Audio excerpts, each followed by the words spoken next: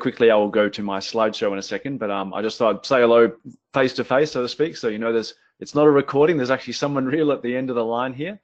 But having said that, I will ditch the webcam such that we free up as much bandwidth as possible, so you can see the slides and the demos as we go. So let me put my screen on and bring up some slides, and I'll turn the webcam off. Let's go into slideshow mode. And I've actually got a phone running as an attendee to this meeting as well. So hopefully I'll try, I can keep an eye on seeing what the latency is like, and we'll see how we go. So SQL and PL SQL, the fastest and meanest things out there is what we're going to be talking about today. Now, I'm from Perth. For those that don't know, I'm assuming that most of the people on the call today are in the APAC region, so people will be familiar with Perth. But this is pretty much the standard slide that everyone has, a little bit of stuff about me. I have a blog, connor-mcdonald.com, 400 posts on there over the past sort of 5 or 6 years, mainly on the Oracle database and development. That's my entire background. I have a YouTube channel now, and one of the things I found out is that it's more of a generational thing. People who are dinosaurs like myself tend to like the written word, but people who are a bit more fresh into IT often like things in terms of video, in terms of educational content. And recently I was actually trying to unblock my sink. And when I was looking for instructions on how to do it without destroying my kitchen, I found a really good video on YouTube to do it. And that sort of prompted me to think, well, maybe I should be doing YouTube videos. So we've got over 250 videos on my channel nowadays, and I try to do a new upload at least once every week. So please jump onto there and subscribe. And finally, I'm on Twitter, which is possibly how many of you have seen access or information about this webinar that's going to start today. I would just encourage you to get onto Twitter, even if you're cynical about it. And I have a bit of cynicism about Twitter as well. But Twitter is huge in the US, and the vast majority of people inside Oracle Corporation are US based. And so if you want to keep abreast of what's happening in the world and what announcements, often Twitter's the best place to be in terms of catching up with that information before it becomes publicly released. What do I do most of the day? I look after a site called asktom.oracle.com. People will be probably familiar with that. It's been around for nearly 20 years now. Probably the thing I'm most proud of is recently this year we started a thing called asktom.oracle.com/office hours. And what that is your ability to access some of the experts inside the organization. There's a number of us like myself, and our job is to get out and about in the community as often as we can, but there's a whole stack of people who are absolute mind-blowing experts on particular product areas inside the Oracle database and the Oracle options, etc. But they're so busy internally that we don't get to access their knowledge externally.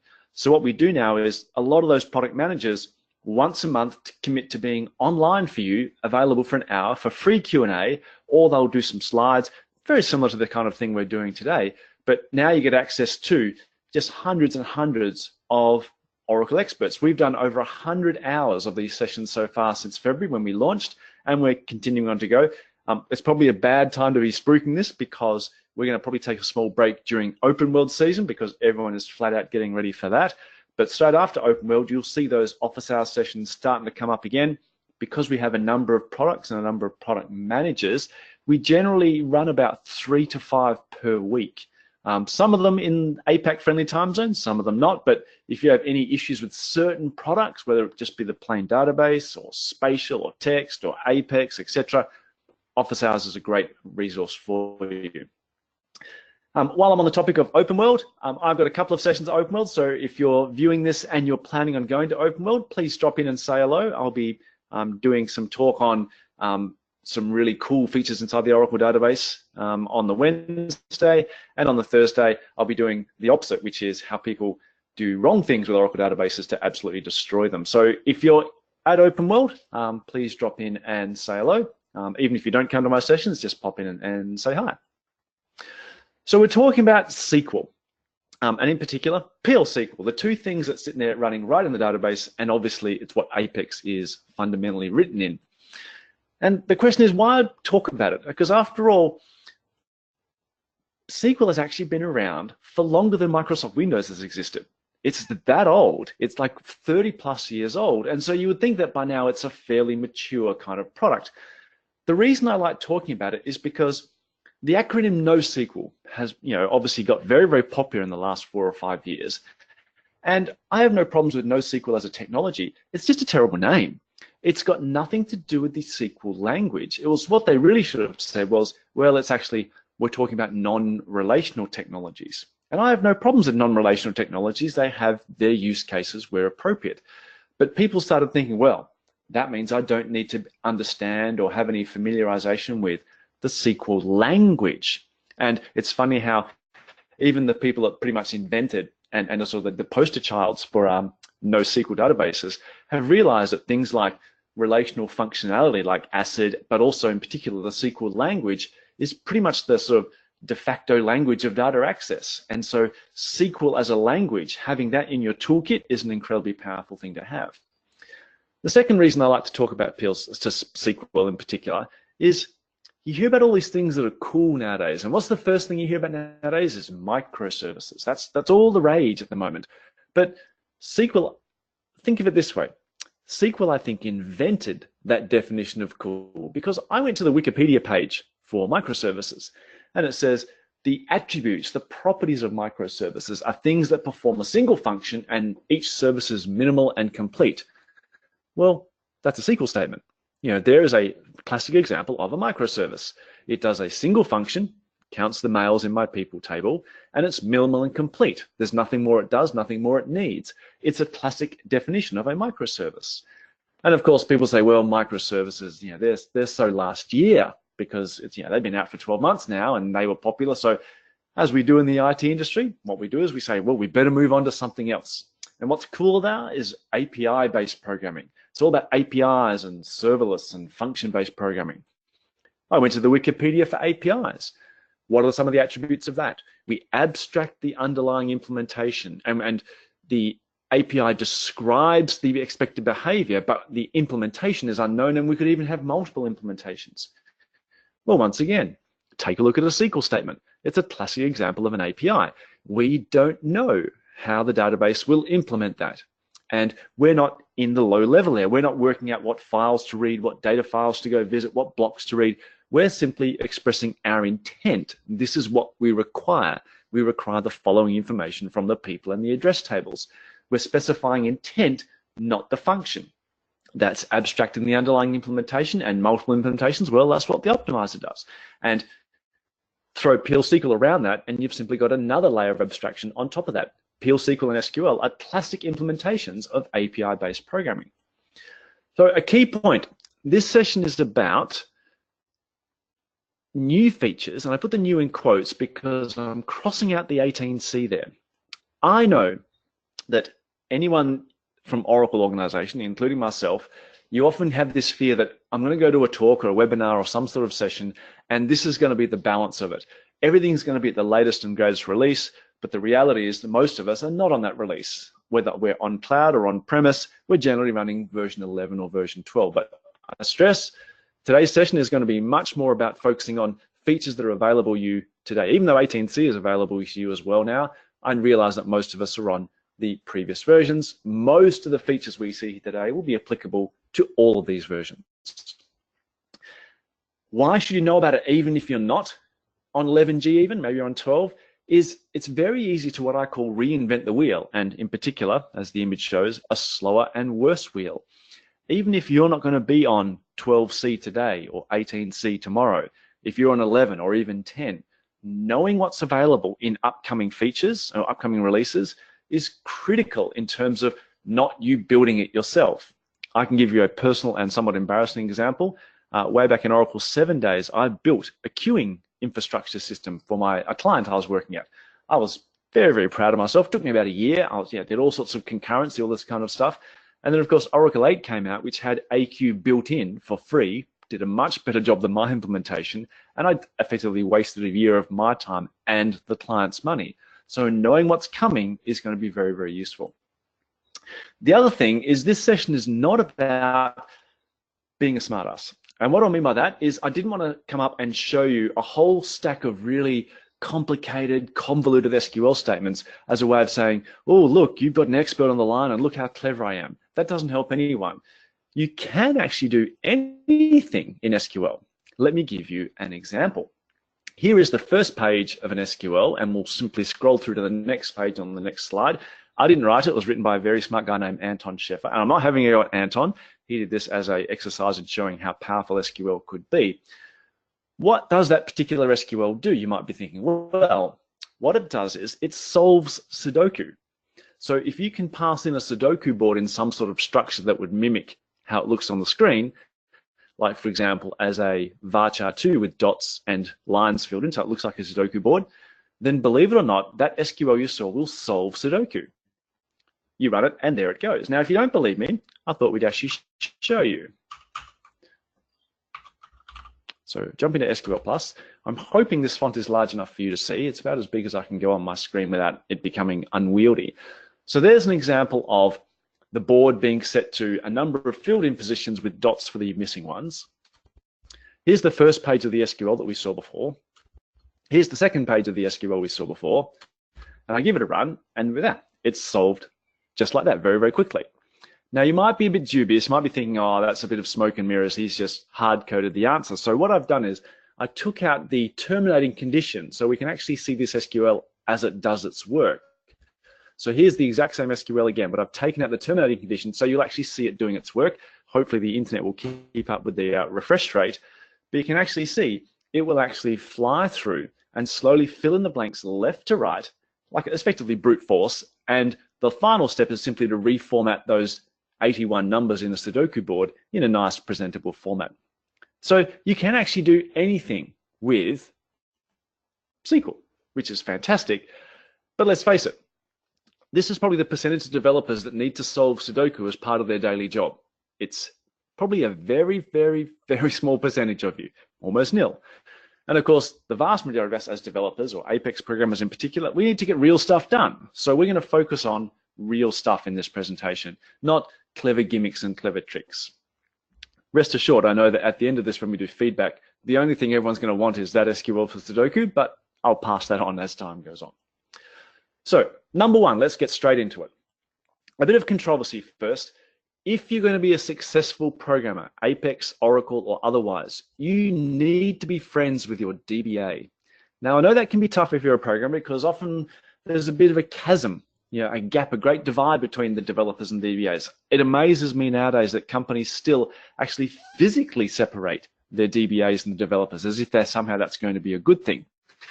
You ask a developer what they think of DBAs, they often say, well, it's that old guy who sits in the corner and he has, poor taste in footwear and, drinks sherry and things like that. And conversely, you ask the DBA what he thinks of developers, and they go, oh, it's those Red Bull drinking, Justin Bieber loving young people that can't wear their jeans properly. It's a really sad stereotype and state of affairs that we have this, because the closer you can get together as DBA and developers, as a team, as a unit, the more successful you'll be. DBA stuff actually matters, and we're going to do a demo to explore that. So I have a table here called My Transactions Number 1. It's got a customer ID. It's effectively a list of transactions for customers over time. So you can see as we start, it's actually got no rows. It's empty. I'm going to insert 200,000 random rows. The source table there is tab 200K. It's just got 200,000 rows in it as a simple source.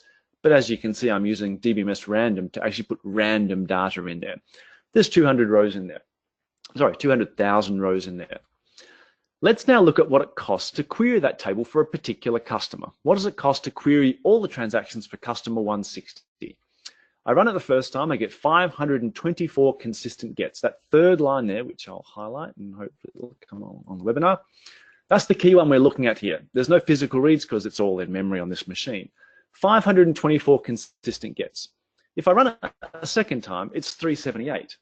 The reason for that is the first time I run any query, Oracle has to parse it. We need to work out how to run the query. We need to actually run queries in the background to look at what the columns are, what the privileges are, whether you're allowed to see that table, etc. But once we've done that, we level off that what it actually takes to do the query, which is 378. If I rerun it, you can see 378 again, and it's statically, we've reached that sort of point of equilibrium. 378 consistent gets to run that query for customer 160. Let's now look at another table called My Transactions Number 2. It's got exactly the same columns and data types as my transactions one.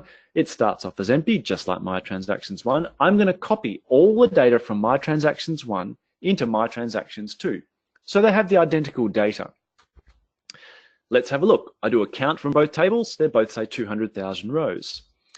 I do a comparison query. Everything in transactions one minus transactions two, no differences. Everything the other way around. Anything in two that's not in one, no changes. Those tables are identical in columns, data types, and the data inside the table.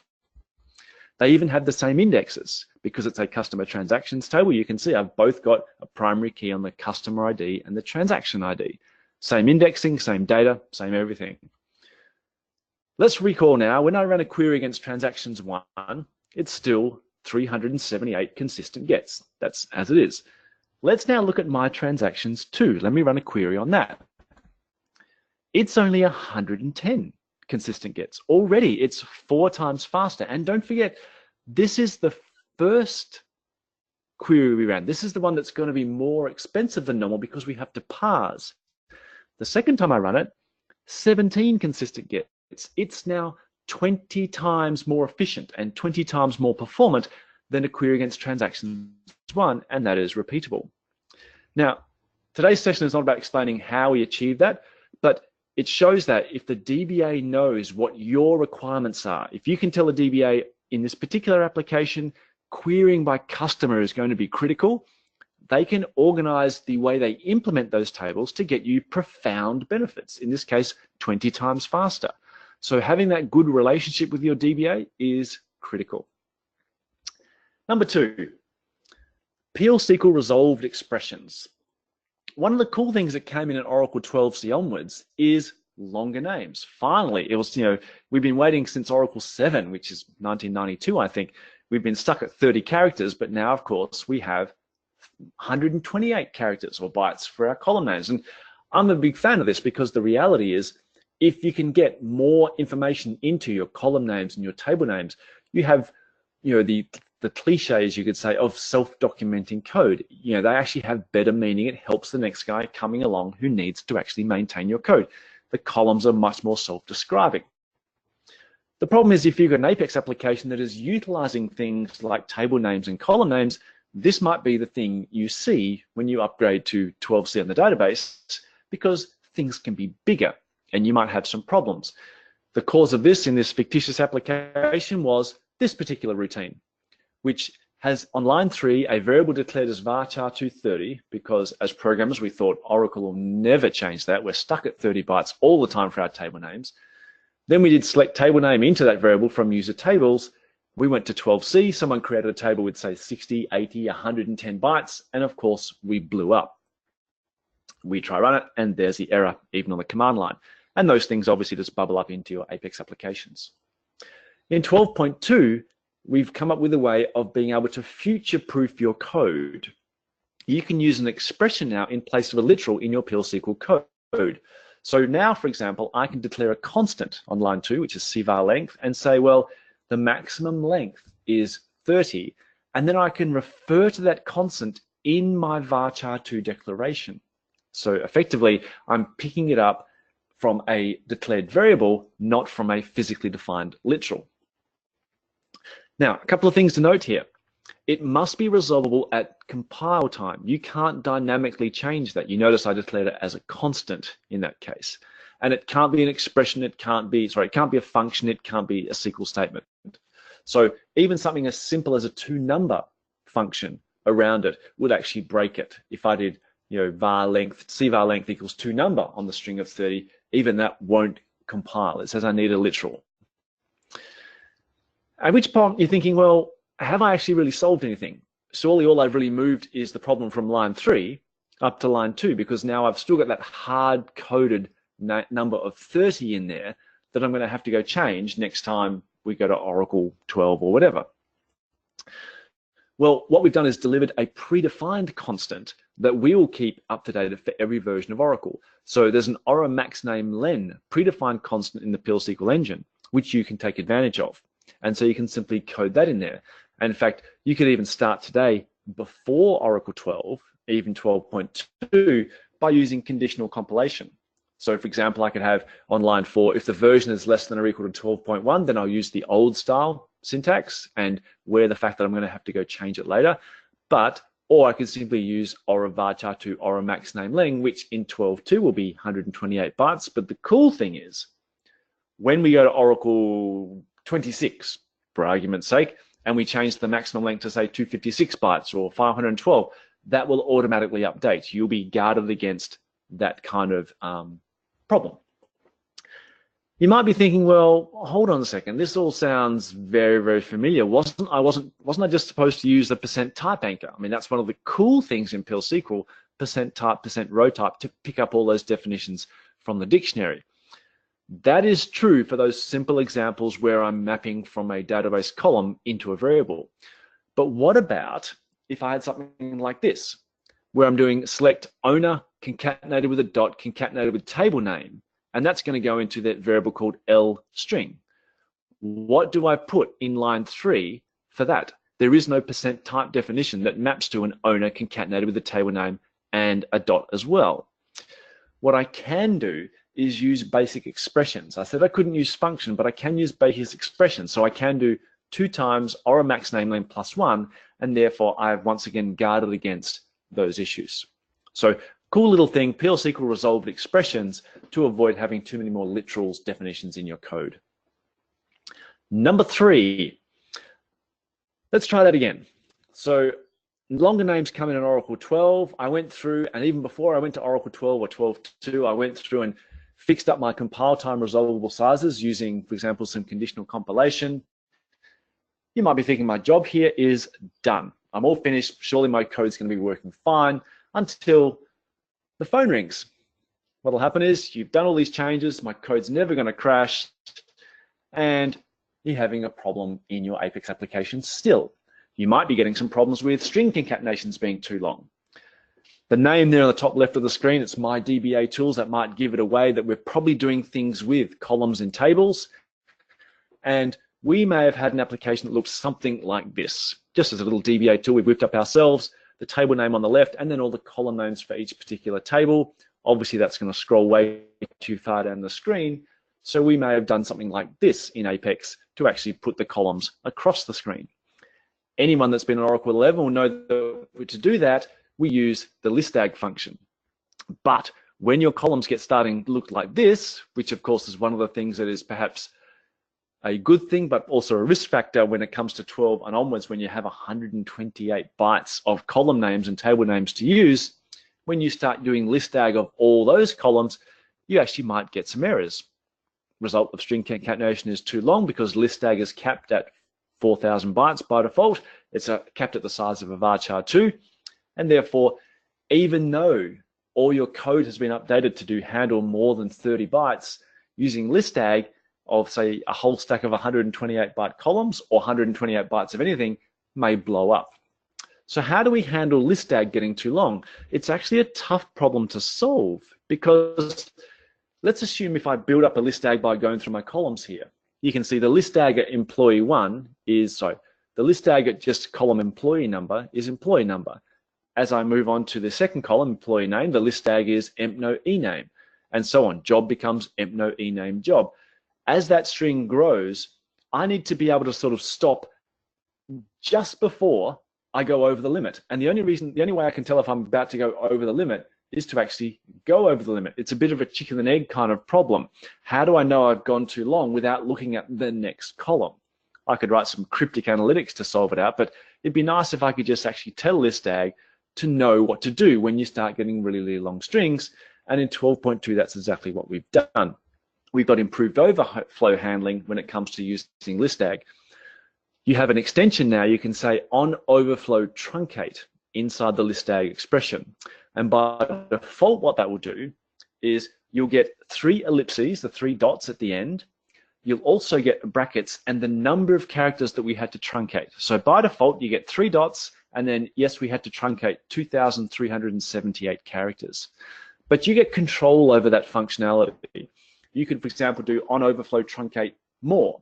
What that will do is it'll replace the 3 ellipses, the 3 dots, with the word more, and still have the number of characters that were truncated.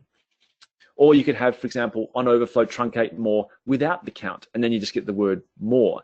You could, for example, I'd imagine in Apex, for example, have a hyperlink in there. So they can actually click on more and then move on to another screen or see more of it, or you could balloon it out, etc. So you have a lot of flexibility.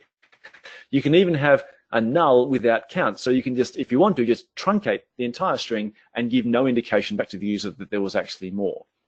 Either way, you now have that nice flexibility of control to make sure that list tags aren't going to crash just because strings have got too long. Let's move on to number 4, column level collation.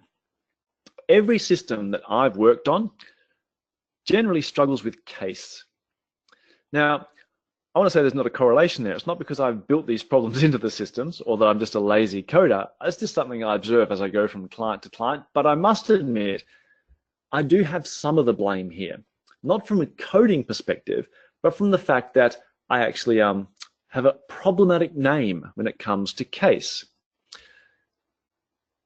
You'll go into a client site and you'll see this kind of thing. You say, yeah, okay, I look at the names table and I look at the surname, and already I'm thinking, oh, this looks a bit ominous, because I've generally allowed people to, in whatever they input, I've allowed to store it in the database. I should have been capturing this perhaps, for example, with format mask at the Apex level or wherever I'm doing it, but I probably should have cleansed the data before it came in, but we are where we are. How do we solve that on rendering it out? Often we'll do something like initcap. Therefore, we've now normalized the data. It looks all nice, of course, until someone like me comes along with a problematic name. I need the third character D to be capitalized. Now, don't get me wrong, I'm not one of those people that will go ranting to the data administrator going, I can't believe you did this to thy surname. I don't really care. But for things like names that have apostrophes in them, O'Brien or stuff like that, or names that have a trailing apostrophe F, like McDonald's the restaurant or something like that, initcap struggles with that. And it just gets worse. When you start having mixed case, you start having mixed results with queries often. So part of my application might have queries like this in there saying, select star from the customers table where the customer name equals Adams, and I get 1 row back, and that seems to look fine until I run this query in some other part of my application where I put upper customer name around it to be case insensitive, and I discover that actually there are 3 Adams in my table. So one of these application queries is wrong. Either the first one, we should have been seeing all 3 rows, or this one, we might have some concerns because it means now that all of our queries have to be visited to put upper around the customer name table. It's like one of those double facepalm moments, because not only have you got an application fault, you've probably got a performance fault as well, because when you do things like select star from customers where upper customer name equals Adams, one of the common things you'll see on a screen is this little friend of ours. I had to Google this to work out what the name is, because I'm from the vintage of when it used to be an hourglass. This is called an infinite progress indicator. And it's about the most frustrating thing you can see on a phone or a tablet or a PC screen. Why do those queries have problems? As most of us would be aware, if you put expressions around index columns, you can have problems. If I go look at the index definition for my customer table, I've got an index on customer name. Therefore, if I do select star where upper of customer name equals something, I'm getting table access full. I can't use the index. What do we often do as developers to circumvent this problem? Well, we'll just create another index. We've got the existing index customer IX. Let's go whack in another one, IX2, on upper of customer name, a function-based index, such that we can do it. Obviously, when we add new indexes, what we effectively are doing is having slower DML, more contention, because indexes can create contention, and we're generating more redo and undo. And of course, as developers, we often think, not my problem. Let's face it, if my application has 100 indexes and I add another one, there's no way the DBA is going to know the difference between 100 indexes and 101. This gets back to that awkward relationship problem that we often have with our DBAs. The closer we can work together, the better it is. But as developers, I'll just sneak an index in, no one's going to care. But if you do that, you need to be super careful, because the phone might ring again. Because often things you do as developers have unintended side effects. This is a function that the DBA might want to do, say once a week, once a month, whatever, is that shrink space to reclaim free space from the customers table. But after you put your function-based index in, guess what? Shrink doesn't work. So you need to be super careful when you do what I often call a quick fixes on the database, because they can have unintended side effects elsewhere. This would obviously break your application or break the DBA maintenance tasks. There is a better way, and that's this feature called column level collation. Now, what is it? It's just an attribute we can put on the column. So when I create my customers table, I can say customer name is collate binary CI. Now, let's go through those same SQL statements again to see how that works. CI stands for case insensitive. So I create an index on the customer name. I then run a query on customer name equals Adams, and it uses that index. At which point you're thinking, that doesn't look super impressive. That looks like just stock standard Oracle. Index on a column, query on a column, use the index. Big deal. But let's look at the data that comes back. I did where customer name equals uppercase Adams, yet I got all three values of Adams back.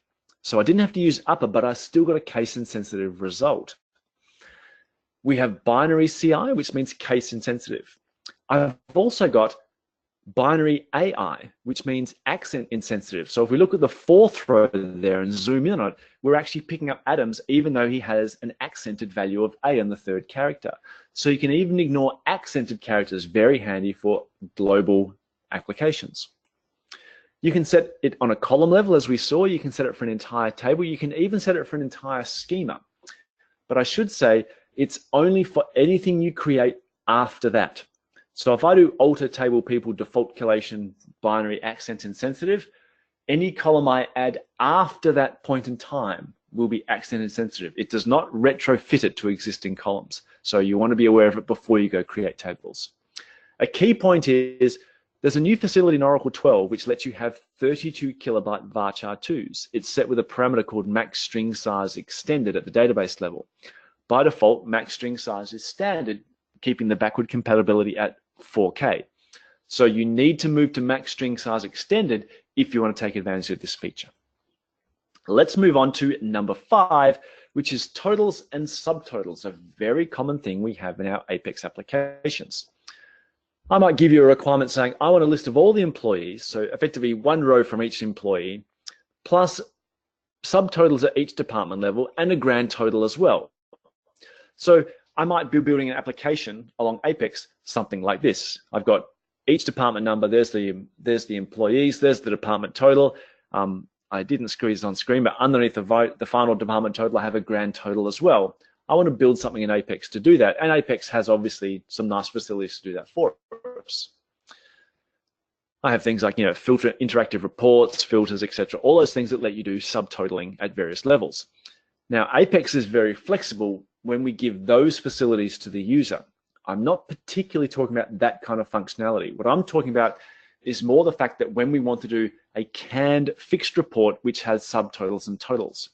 The way Apex lets you do totally flexible totals is if you put a trace on an Apex session, you'll see that what we do is we just run the raw query. We just get select from the employee table and we do some ordering, and then Apex itself is responsible for fetching each row, working out when subtotal levels have changed and works out the total, etc. It's very cool in terms of its flexibility, but performance-wise, it's actually pretty expensive. And there's a lot of compute power needed to do that because we're trying to offer as much flexibility as possible. If you have a fixed requirement, the requirement is always give me employees, then department total, then grand total. You can do better than just relying on Apex to have to do all that heavy lifting.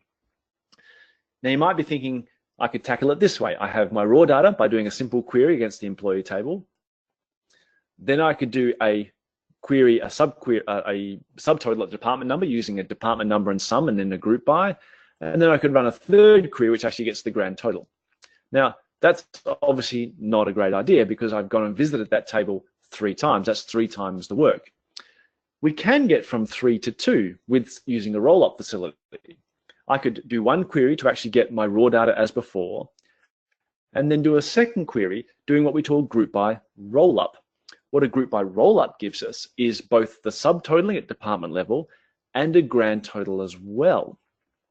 Now that's still pretty messy because now I've got two result sets. I've got one which is the raw data on the left, and I've got my subtotal and grand total on the right. So in terms of rendering it, I sort of need to get the first row and the second row and the third row from my raw data. And then once I've got that, then I need to realize that, oh, now I can go get the first subtotal row. And then I can go get the second row, the first row from my next set of data, etc. It's a complicated thing from an application perspective to fetch from two different result sets and merge it together. That's effectively what Apex has to do here. Can we actually do better? Could we get all the requirements with a single query? And we actually can. With a little bit of smarts, if we insert a row num into our group by, then what we're actually doing is summing at the row level and the department level and the grand total level. So a single query can give me the raw data in blue, the subtotals in green, and the grand total in orange at the bottom with a single pass through the table. So for fixed requirements where that's exactly the level of totaling and subtotaling I need all the time, you'd be better off using a query in Apex like this and letting Apex just present the data. It'll be much, much more efficient and less heavy lifting for Apex. There's all sorts of options when it comes to getting aggregation. You can do group by cube. And what that will do is do things like, for example, here, get me subtotals at department level. Sorry, subtotals at department and job level in green, department totals in pink, job totals in orange, and grand totals in white. You have total flexibility once you start using cube and roll up and various things like that. You can even customize it to be the exact levels of totals you want. You could do, for example, what we call a group by grouping sets operation, where you are explicitly nominating the aggregation you want. I want a group by department number in pink. I want a group by job and manager in yellow. And I want a group by the entire thing, i.e. a grand total, in green. So grouping sets let you selectively choose exactly what kind of aggregation you want. If you're presenting it in a fixed format on a screen in, say, a classic report, it's a perfect way of being much, much more efficient than letting Apex have to do all that work. Let's move on to number 6. Let's take a trip down memory lane. And what do I mean by that? Well, in the old days, Apex only dealt with a single thing. And most people still use it in this way. And that is the only thing you'd ever access from an Apex system is data in an Oracle database. Now, this is still the case, but the reality is Apex is being extended to access things like REST data services. And even if it's still talking to just an Oracle database, data inside that database now can be stored in JSON fragments for rapid development, prototyping, much, much more flexible versions of storing data. There's an issue when you give people unlimited flexibility. They're generally not too tidy with data, because that's the beauty of things like JSON. And it often come effectively we're choosing between paying now and paying later. So we might end up seeing JSON fragments like this, where part of the data is a created attribute, and that's got a sort of a date column in terms of Y, month, day. But in the same JSON fragment, we might have a different date column where they've actually put it in a timestamp style format. They've got the hours and minutes as well.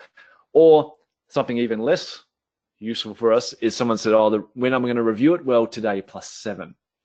Because of that total flexibility in terms of what you can put in a JSON structure, we have to handle that, because now what you have the potential for is what I call is garbage data. Our Apex applications, especially if they're dealing with JSON data sources, now have to manage all of that without having that implicit guarantee that data types and data are rigorously defined.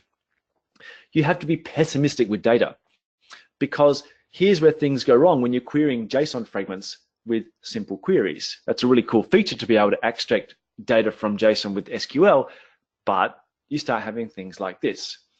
I'm trying to convert the created date from a JSON fragment, and you get non-numeric character because we don't know what the format of the date inside the data is. How do I know? How do I check that I'm not going to get a crash in my Apex application? Because a where clause that is going to work out whether the created date is a valid date is complicated to write. I need to check all the attributes. I might have to do some regexes, etc. What we generally fall back to is using a PL SQL function. We might plunk something in there saying, try convert it with a various degree of format masks, and if it works, then we'll say it's okay, just to stop our application from crashing. When you do that, when you start running PL SQL functions as where clauses, most DBAs will get back on the phone to you again. And the reason they'll do so is because they're very, very stressed about performance. And they'll say you shouldn't be calling PL SQL functions aggressively from SQL. Generally okay in the select statement, could be a problem in a where clause because you might be running that PL SQL function millions and millions of times, and we have a thing called context switching, which we won't talk about today, the jumping back and forth between the SQL engine and the PL SQL engine, which can both impact performance and slow down your applications. We've solved this with a function called validate conversion in Oracle 12. Validate conversion, for example, will test a date to see if it's valid without crashing. Here's the problem. Using our JSON extract, we found that one of the dates is actually the 54th of August, which is clearly not valid. I can use the validate conversion function, which says on line 4, take the created date, try convert it to a date using the following format mask. If it can be converted, return 1. If not, return 0. But the key thing is it doesn't crash. It avoids that concept of trying to convert to a date and then having to handle an error. So in this case, we've eliminated the problem row because we've simply used it as a where clause, and validate conversion is written in C native in the kernel. It's going to be much, much more efficient than your own PL SQL routines. We've also extended the cast function to handle this. The cast function has been extended to now take defaults on the event of an error. So here's another example. We look at the data first. This data may have come in from, say, an Excel spreadsheet. So someone has continued to persist a comma in the string column there for salary. So I can't convert 125,00 to a number by default with Oracle. So what I can do now is I can say, take the salary on line 2, try cast it to a number. If I can't cast it to a number, send back -1. And you can see what will happen is, did I put it there? Yeah, the converted salary is persisted across as the converted number if possible, but otherwise it'll return -1 on the event of an error. The cool thing is all your familiar to functions, to date, to number, to timestamp, have this same extension now, a default on a conversion error. One of the nice things that's coming in 18C is probably the most common time and date format we see in XML and JSON structures for people that have actually put a bit of thought into it is that common UTC format. And so you can actually take the raw data in a UTC format and now convert it straight into a timestamp using a new function to UTC timestamp time zone. Let's move on to number 7, a thing called a partitioned outer join. Here I have a table called time slots. It's a list of times in which I'm allowed to say book rooms for meetings in my organization. I can book rooms between 8 a.m. and 4 p.m. And here is a table of some of the bookings that have been made. So Pete booked a room 2 at 8 o'clock, John booked room 1 at 9 a.m., etc. If I say I want to have the bookings by hour, well, that's just a conventional outer join. I simply join the time slots table, left outer join to the bookings table. Has to be an outer join because not all the hours might be utilized. And you can see, as you'd expect, for a given hour, we get the data as we'd expect. That's just a normal outer join. But what if someone says, I want that information on a room by room basis? So what I want is, I want the rows 8 through 16 for the hours for room 1. I also want it for room 2, and so on. Now, that's a bit more complicated to achieve because we don't know how many different rooms are actually used because it depends on the number of bookings that have been made to date. There might be only bookings for room 1. There might be bookings for room 2, room 3, room 7, room 24, etc. We need to multiply that set of time slots by the number of distinct rooms. A partitioned outer join is a really nice way of doing this. It's just a normal join, but we have an additional clause saying partition by, and it's that simple. I partition by the room on the table T1, which is actually our bookings table, and I'll get all the time slots data for room 1, and then all the time slots data for room 2, etc., etc., etc. Very, very simple. In fact, there's a typo there. It's right outer join on the, I've left out the word time slots on the hours table, but hopefully you get the idea. So that's very nice, and once again, useful for Apex in terms of being able to render all the data you need without having to do it at the Apex level using PL SQL and playing with data. Number 8, what are we going to look? Just look at the time here. 15 minutes left. Okay, let's jump into this one. This is a big one. This is pagination, and obviously critical to almost any application that presents data on a screen, Apex being one of them. If I gave a very simple requirement, show me the employees by the date they were hired, the most recent ones first, hopefully no one's writing queries like this, where we say, go get 5 employees and order them by hire date. And if we read the SQL top to bottom, you can see why this would not work.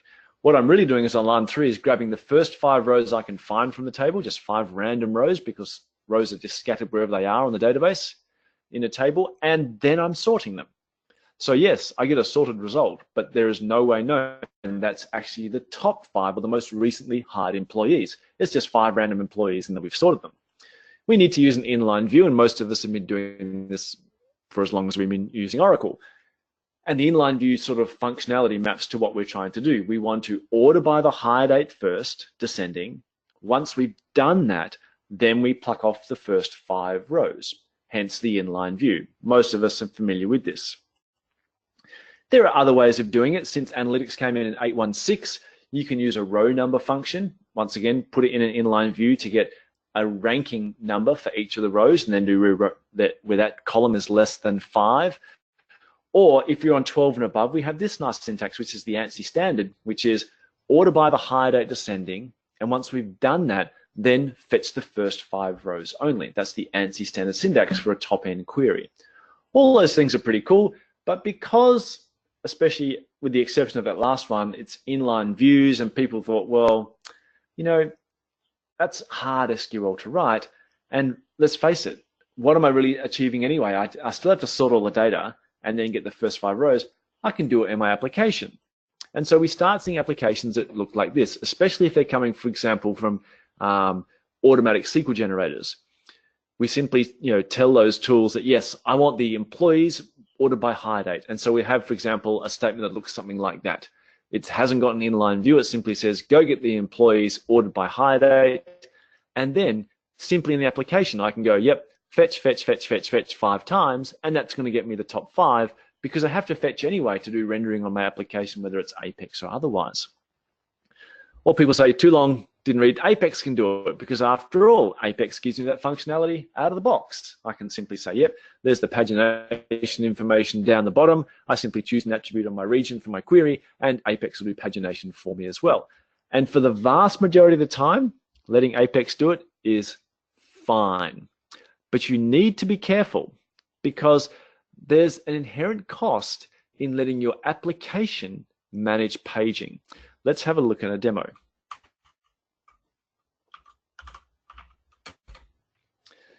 So I've got a table here called TX. It's actually just lots and lots of copies of the Oracle user_objects table, but really I just did it such that it's big. It's a big table. If we look at a query, we can see it's actually 10 million rows, and it's about 1.5 gigabytes. That's not big in terms of enterprise, but for a little laptop like this one, it's enough rows for our demonstration. To see what's going to happen when we start doing pagination queries, I'm going to look at a view called $SQL Work Area Histogram. That gives us an assessment of all the sorting operations by the type and size of sorts across the entire database. Now, because I want to do it for just particular queries, what I'll need to do is grab a copy of this data before I run a query, run my query, and then grab a copy afterwards, and then compare the two. Now, there could be things going on in my database in the background, so I have to take the results with a bit of a grain of salt, but I'll sort of flick through these fairly fast, such that the time between when I run my queries and when I look at this information hopefully should be fairly short. So grab a table called query before as a copy of the view. Now let's look at a good query. A good query is an inline view telling the database order by object ID descending and go get 10 rows. You can see it took about 6.7 seconds. Now I run a query which compares $SQL Work Area Histogram with the capture query before I took beforehand. So to get the top 10 rows from a table which has 10 million rows and is 1.5 gigabytes in size, if we look at the information here, what it's telling us is on the first row, we did 11 sorts between 2 and 4 kilobytes in size. So I'll highlight that, 11 sorts between 2 and 4 kilobytes in size. Let's assume the worst case, let's assume they're 4 kilobytes, so it's still 50 kilobytes, that's nothing. We also did 3 sorts between 1 and 2 megabytes in size. Once again, worst case, 6 megabytes. That's pretty cool and very impressive that we managed to sort 1,500 megabytes, 1.5 gigabytes, with only 6 megabytes of data. That's very, very impressive. Let's now repeat the example with a bad query. Take a snapshot again. This is the application doing the work. It's simply saying, do a simple query on line 5, 6, and 7, order by object ID descending, and then it's fetch 10 times in the loop. The first thing you can see is, I'll get the results quickly, but also if we scroll back halfway up the screen, it took longer. The first one took 7 seconds. This one took nearly 11. So it took longer. But here's the critical thing. Let's see what punishment we applied to our database at the amount of sorting work that got done. We did one sort between 1 and 2 megabytes in size. Not such a big deal on a modern computer. But we also did 2 sorts between 1 and 2 gigabytes in size. That's massive. Scale this up to an enterprise system. And don't get me wrong, still with the 1.5 gigabyte table. If I've got 1,000 user sessions, all doing 2 or 3 gigabytes of RAM to actually show the top 10 rows on a page, your server's toast. I don't care how big it is. That's like, there aren't many servers out there with multiple terabytes of RAM floating around just so you can show the top 10 results. If you don't tell the database that you're only getting the top 10 rows, it's an incredibly expensive cost to actually sort data. And one thing I didn't mention was, in the first example, all the sorting was done in this thing called delta opt. Delta opt means operations done entirely in memory. Notice in this one, we had to do 2 of our big sorts in delta 1. Delta 1 stands for 1 pass to disk. We simply didn't have the RAM available to do that much work, and so we dumped it out to disk. Thus, more work for your database and slower applications. So, make sure you let the database know. If you do this, if you have the inline view with the order by and the where row num, you'll see the following keyword in your execution plan. Order by stop key. Stop key is the keyword that says we're using a very efficient means to capture the top 10 rows. We don't actually have to sort all the information. If you do fetch first 5 rows only, you'll see a similar optimization, but it's called Windows sort pushed rank. And what that means, the word pushed rank is that same thing. We're using an optimal version of sorting such that we can get through without having to actually sort the entire result set. If you're trying to work out how we actually do it, how do we only use 6 megs to actually sort 1.5 gigabytes? To get the top 10 rows, because the database knows it, you can think of the fact that it says, well, I'll go read the first 10 rows from the table and sort them. That's a small sort. Then I'll simply start reading all the other 10 million rows. Each time I read a row, does the row I've got belong in that top 10 rows? If it does, I'll stick it in there and throw one of them away. So it's like an insertion sort, but I still have to read every single row because I have to check every row to get the top 10, but I don't have to sort the entire set. I sort 10 to start with, and then I simply get every other row on the table and see if it belongs in that set of 10. So that's the stop key optimization. That's conceptually how we could actually implement it. You get some other benefits as well. Okay, let's do another demo. I was getting the top 10 rows based on a column called object ID. Well, what if I put an index on that object ID column? Now, when I do my good query with the inline view, remember it took 6 seconds first time, now it's instantaneous. Now, how is that possible? Because we have an index on the column, if I look at the execution plan for that query, you'll see this index full scan descending in the line. We're actually starting at the, for lack of a better term, the very top end or right-hand side of the index, which has the highest values of object ID, and walking backwards through the index. We only have to walk back 10 times, and because the index is stored in sorted order, that is by definition the top 10 rows. So I didn't actually even have to do any sorting at all. I simply picked up the top 10 rows by walking down the index, and there's my result. Very, very efficient for those applications where the sorting key is always fixed. What if I didn't use the good query? What if I just did a select star from my table ordered by object ID descending? Even with that index there, you'll see the database won't use it. Because we never told the database that we're only getting 10 rows, it's thinking there's no way known I'm going to walk backwards through an index one row at a time to get to do that 10 million times. The database never knew that we were going to stop after 10. So we're just about out of time, so I'm going to move to our last function.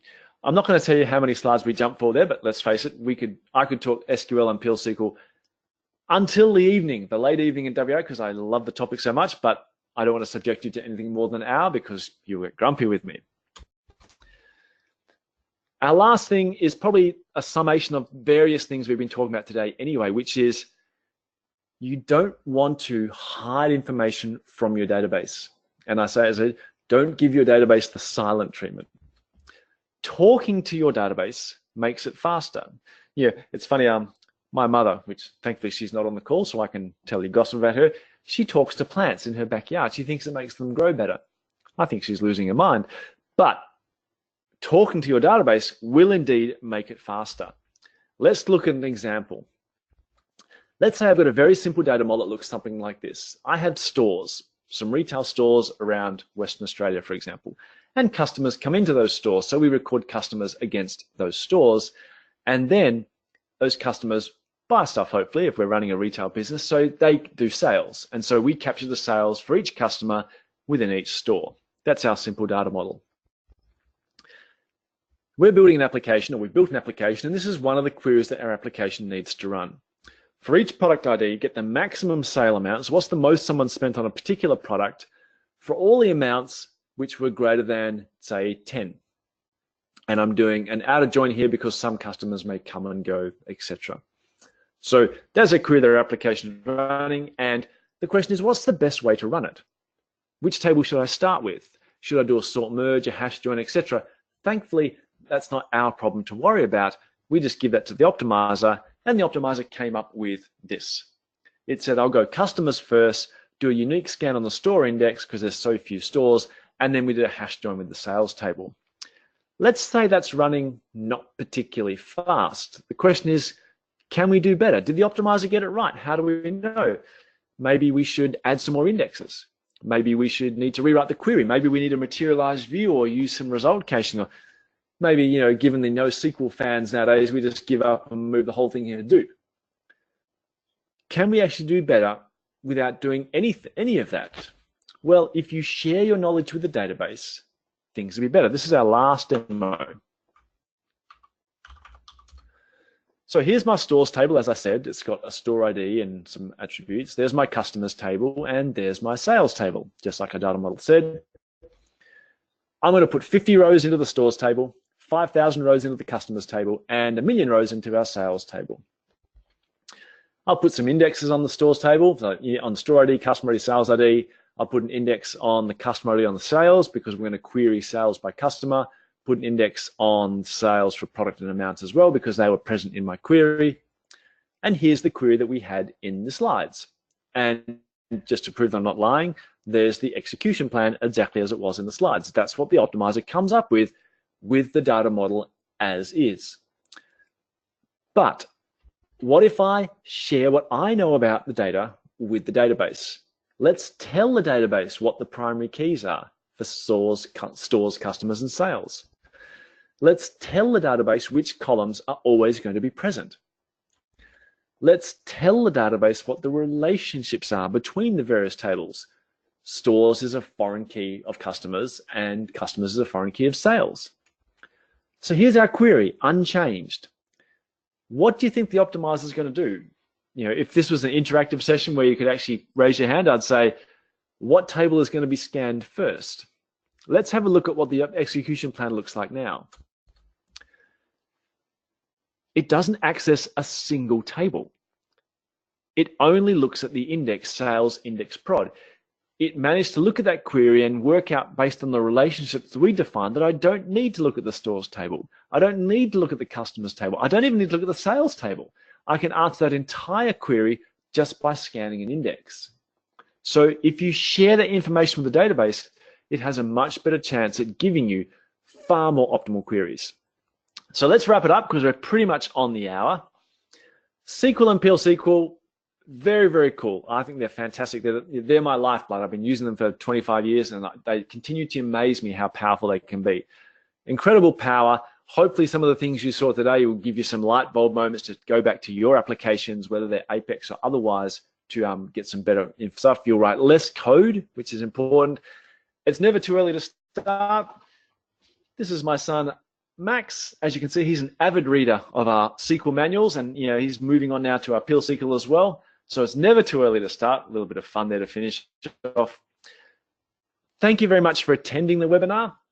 As a reminder, that's my blog, that's my YouTube channel, that's my Twitter. Please reach out to me on Twitter and say hello. Follow me on Twitter. Subscribe to my YouTube channel. And yeah, if you're open world, we'll see you then. Awesome. Thanks so much, Connor. Just let me run. Anyone who Connor, please, there's a section where you can raise questions to kind of anyone is willing to use the post. Other than that, Connor, thanks so much. Appreciate it. Thank you, everyone. And yeah, if there's no questions, or I know I've chewed up the entire hour, but you can obviously contact me on Twitter if you have questions. And yeah, I'll see you around, hopefully at an Oswald conference in the near future. Thanks, everyone. Thank you. Thanks again for being with us, and hope to see you next week. Cheers. Appreciate it.